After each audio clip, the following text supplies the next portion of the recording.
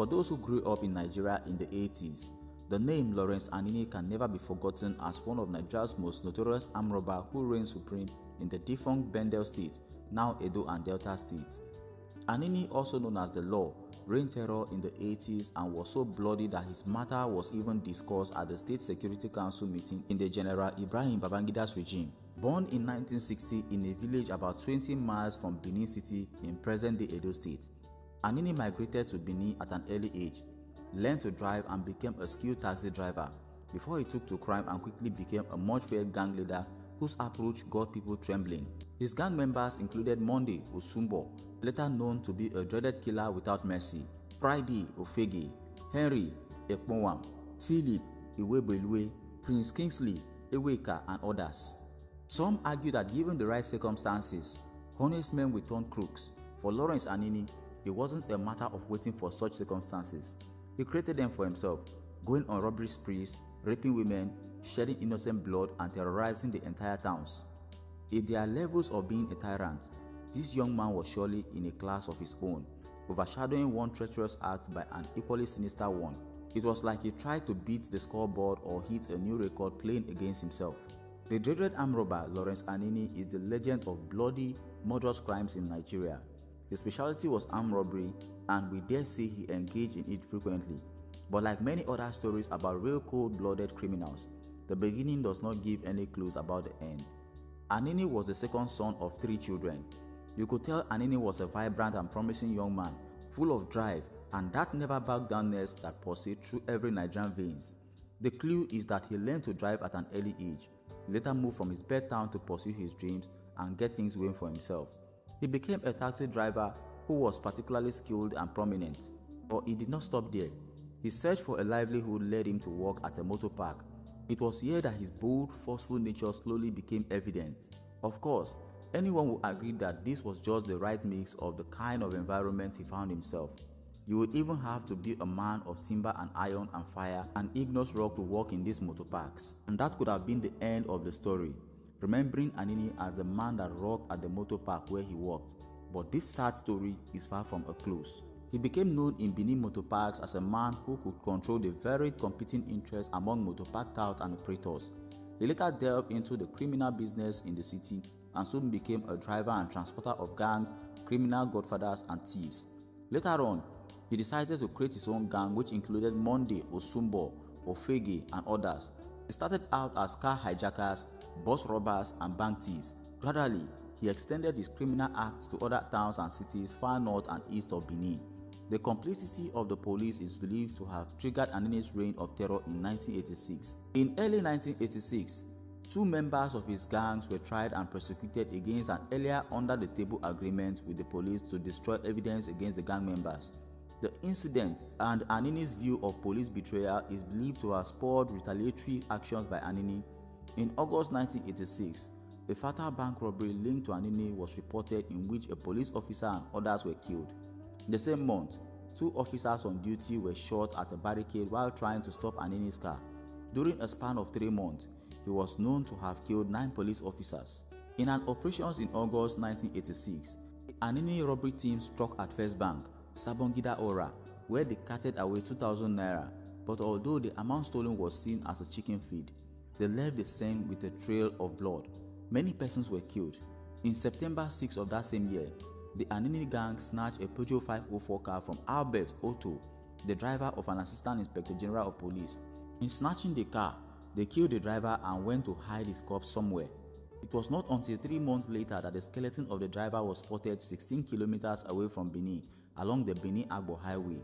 A day after this attack, Anini, operating in a Passat car believed to have been stolen, also effected the snatching of another Peugeot 504 car near the former Fedeco office in Benin.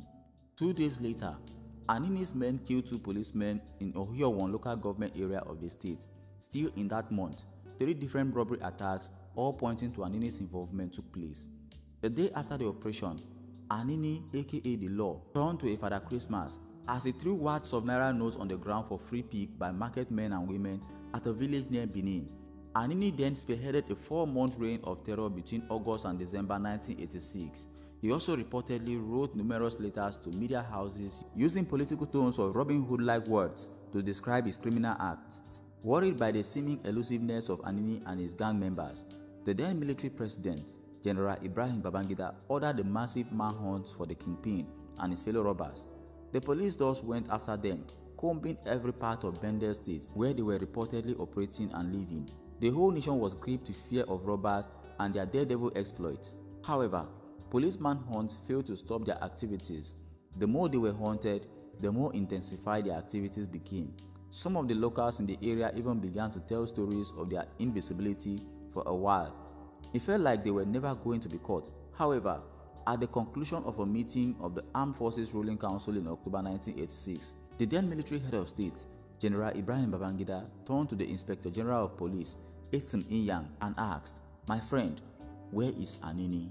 At about this time, Nigerian newspapers and journals were also publishing various reports and editorials on the Anini challenge. The Guardian asked emphatically in one of its reports, "Will they ever find Anini the law?"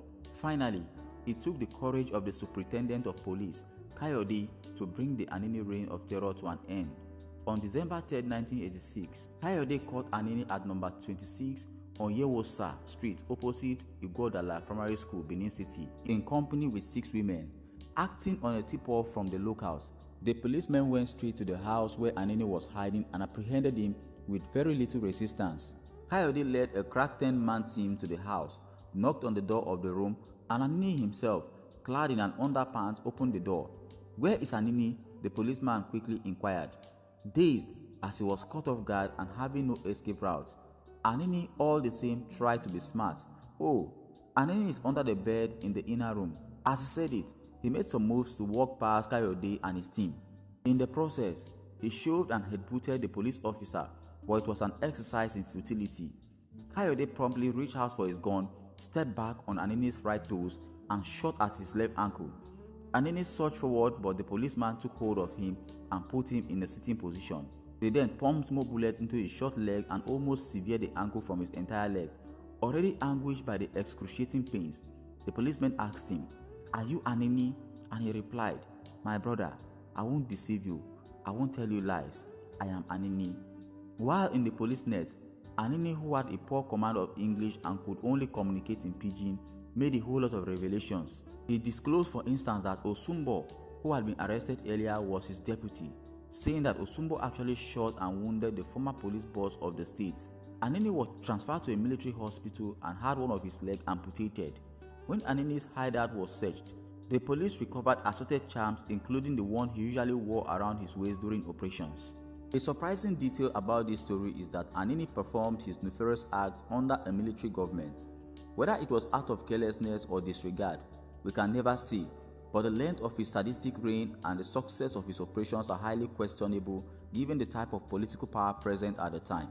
It is easy to support the trial and prosecution of Anini and his gang, but in many cases, the atrocities of criminals bring prosecution upon their friends and families too.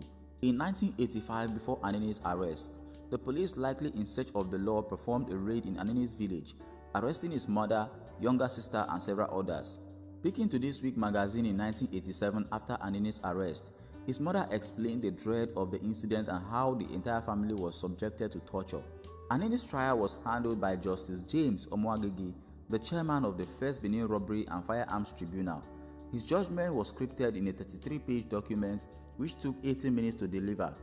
There he said Anini will always be remembered in the history of crimes in the country, but it will be of unblessed memories. Justice James Omoagege pronounced the death sentence on all defendants in the Anini case. Anini and his second-in-command, Monday Osumbo, were set to be executed on March 29, 1987, whereas DSP Inyamu and other members of the gang were executed earlier. Every one of them faced a firing squad. The public execution of Anini took place at the bar beach, where the criminal reportedly asked the Lord for forgiveness and accepted responsibility for all the atrocities he had committed. While the criminal had imagined his death to be in a marketplace with some spectators, the actual event drew thousands of people from all walks of life in Bendel State.